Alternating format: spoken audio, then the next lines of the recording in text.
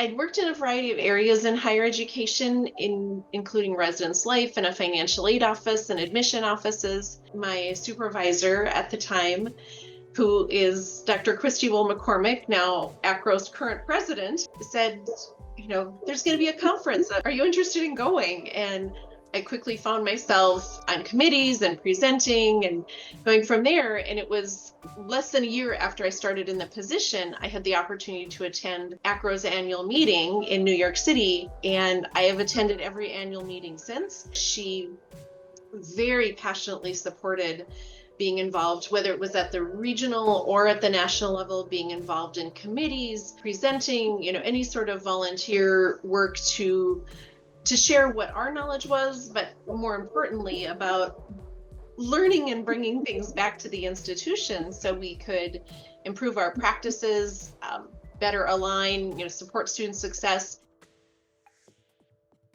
I had served as co-chair of volunteers for the Minneapolis conference, and then I had an opportunity to run for a board position, and I was elected to become vice president at large on the board. So I served on the board for a 3-year span. I had been nominated to be president, but I didn't accept it. It had been fall 2020. We were in the throes of the pandemic.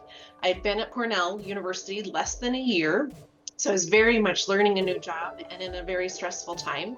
So I had no intention of running for AACRAO president. Past president Luisa Havens-Rado called me. She texted me, and Luisa said, Rhonda, everyone's turning us down. It's the pandemic leadership piece is certainly hard. She said, the association needs you. I just didn't know from a timing perspective if that was right. I certainly thought that there were more qualified candidates. After conversations with multiple folks, I said yes to accepting the nomination, and I was hoping to be a little further into my career at Cornell and not so new in a new position. And I think really that's how it was meant to be. It was a tremendous honor to be able to serve an association that I loved and navigate through, I think, some really transitional kinds of activities. I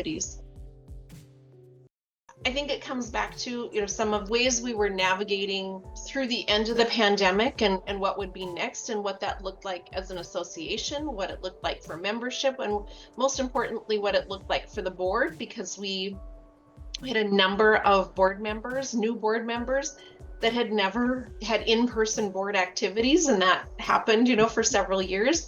And that's a different dynamic on the board. I really got to see that continuity was something very important, and how we thought about, I don't know if most members know that we have several board committees that board members are on, 2 to 3 committees within the board. And I created avenues for the committee chairs to connect with one another and to connect with the presidential trio. But it became more and more evident that including and having presidential trio be a part of conversations was something really important. I also heard from our members that they really didn't know what was happening on the board, what kinds of activities we were doing, what issues were important. And so I started the concept of having each board member write one Connect article in the Connect newsletter every year. And it could be about something going on the board. It could be about some of their professional knowledge, whatever the case, but another way for board members to be a bit more visible, be a little bit more out there. And then we, as an association, at the business meeting where I was president, we actually voted in 3 bylaw changes for the association, which was a pretty substantial effort. And I don't want to say that was me, that was the board shepherding that through. We had a very incredible governance committee and governance committee chair. President-elect Cassandra Moore was leading the governance committee through that. Yet I helped support and guide those conversations as well, that we would support virtual voting for our members. So even if they couldn't be in person at the business meeting, we supported virtual voting, eliminated the roster limits on membership rosters, and we improved association budgeting and how the transparency and timing of how that would be. It was really a very connected, coordinated effort. This was really about talking with our membership institutions and the affiliate, the members within those institutions. What were their concerns? What did they have questions about? So we could navigate that thoughtfully together.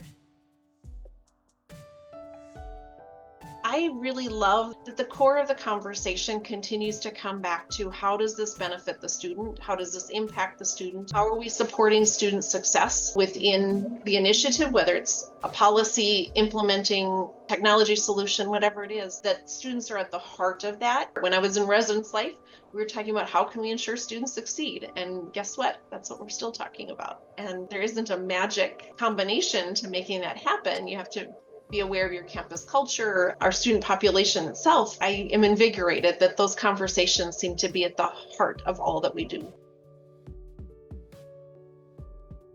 I don't think I'll ever again take for granted the power of an in-person connection and what that means to see people and connect with them in that sort of way that prior to the pandemic, I largely probably took a lot of that for granted.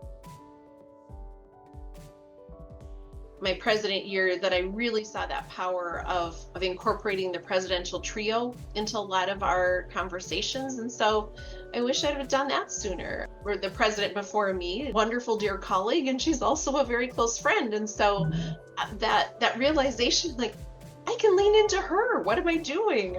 Again, it was really thinking about continuity for the board that brought me to that place that I think the presidential trio could really, rather than me weighing in and saying, I think this is how we should do this, that the value of having the presidential trio, not only from the continuity perspective, but also frequently meet as the presidential trio and the executive director with Melanie, those four perspectives together were really incredibly powerful. And having that, rather than just me saying to Melanie, oh, I think we should do this, it was the value of having those different perspectives. I was incredibly fortunate that I believe that at the time that I was coming onto the board as president-elect and then president, that the board was the most diverse board in board history, and that was incredibly exhilarating. The presidential trio was all female for only the second time in our association history. AACRAO is committed to connecting colleagues. I think the work with AACRAO Exchange has been remarkable in the last year and a half. I think the AACRAO staff is one of the most talented group of heroes that I've encountered. I was incredibly blessed to get to know not just Executive Director Melanie Gottlieb, but the AACRAO staff in the way that I was able to over the last few years. Yes, I'll continue to be involved. I think it's just going to be very different. I'm not going to serve on the board again. I think 6 years on the board is plenty because I think it's important for others to have a place at the table and to have their perspectives. I want others to have that opportunity too.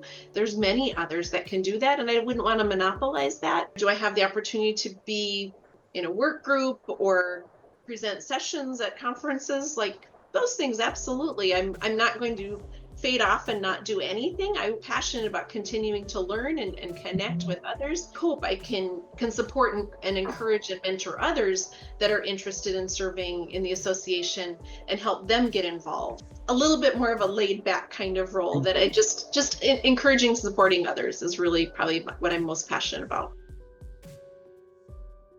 I'm going to get a little emotional because AACRAO is an association of such talented and caring professionals. I'm absolutely blessed with the amount that's been shared. If I'm working on a policy or working on something new, that other members are so willing to share and say, oh, we have an example, or I'd be happy to share our documentation for that, or if you'd like to see this. The level of support and collaboration, I think, is just unparalleled. It's not just about the professional caring, it's about the relationships and it's about the people. The number of individuals that are my closest and dearest friends, and I met them because of this association. We love and support one another. And that level of love and support is something I can't imagine not having professionally. It goes to AACRAO staff as well. It is the community, it's about people.